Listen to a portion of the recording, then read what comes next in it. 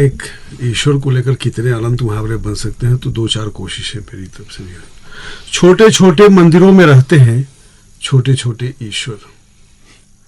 विशाल ऐतिहासिक मंदिरों की भीतरी 4 दीवारियों, कोनों, अतरों में बने नक्काशीदार आलो ताको कोटरों में दुब के बैठे इन ईश्वरों का अपना कोई साम्राज्य नहीं होता। ये तो महान ईश्वर तंत्र के बस छोटे छोटे पुर्जे होते हैं। किसी किसी की बड़े ईश्वर से कुछ नाते रिश्तेदारी भी होती है, और महात्म कथाओं में इस बारे में लिखे होते हैं 1-2 वाक्य। इनके पुजारी भी इन्हीं जैसे दीनहीन होते हैं। उनकी ना तो फैली हुई तोंद होती है, ना ही गालों पर लाली। वे रेशम और साटन के महंगे रंगीन कपड़े नहीं पहनते, बस हैंडलूम की एक मटमैली धोती को बीच से फाड़ कर आधा पहन लेते हैं, आधा ओढ़ लेते हैं। बढ़िया। उनके त्रिपुंड में भी वह आक्रामक चमक नहीं होती। बड़े ईश्वर के महान मंदिर की परिक्रमा कर रहे लोगों को पुकार पुकार कर बुलाता है छोटा पुजारी।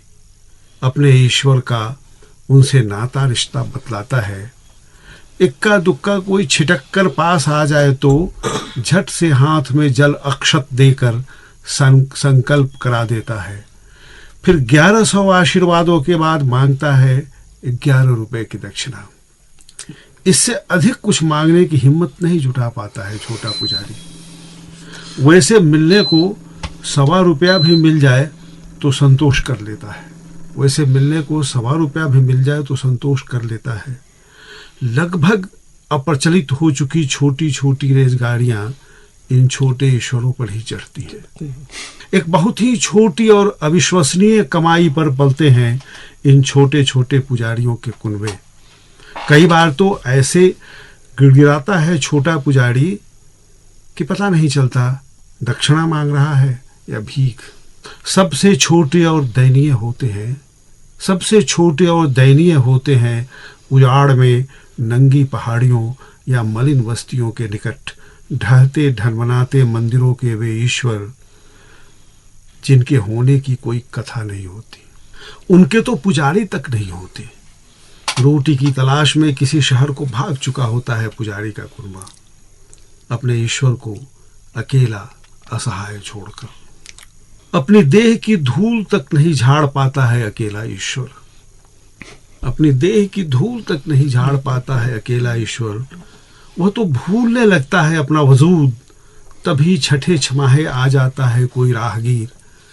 तभी छठे छमाहे आ जाता है कोई राहगीर। कुएं के जल से धोता है उसकी देह, कुएं के जल से धोता है उसकी देह।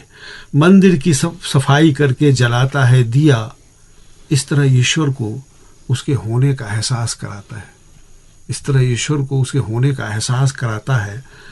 तब ईश्वर को लगता है कि ईश्वर की कृपा से यह सब हुआ। कभी कभी तो शहरों के भीड़ भाड़ वाले व्यस्त चौराहों पर अट्टालिकाओं में डूब के मंदिर नुमा ढांचे में सिमट कर बैठा होता है कोई छोटा सा ईश्वर। धूल और धुएं में डूबा भूखा प्यासा आने जाने वालों को कई बार पता तक नहीं चलता कि जहां वे जाम में फंसे कसमसा रहे हैं, वहीं उनके बाजू में धुएं से जलती आंखें मीचे बैठा है कोई ईश्वर। कई कई दिनों तक तो अगरबत्तियां भी नहीं जलती काल कोठरी से भी छोटे उसके कक्ष में, कि अचानक किसी स्त्री को उसकी याद आती है और वह एक लोटा जल उसके माथे पर उड़ी जाती है। छोटे ईश्वर की छोटी छोटी जरूरतें भी ठीक से पूरी नहीं हो पाती हैं। छोटी छोटी मजबूरियां एक दिन इतना विकराल रूप ले लेती हैं कि एकदम लाचार हो जाता है, कि वह एकदम लाचार हो जाता है। तब किसी छोटे पुजारी के सपने में आता है और कहता है, आदमी हो या ईश्वर, छोटों की हालत कहीं भी अच्छी नहीं है। आदमी हो या ईश्वर, छोटों की हालत कहीं भी अच्छी नहीं है।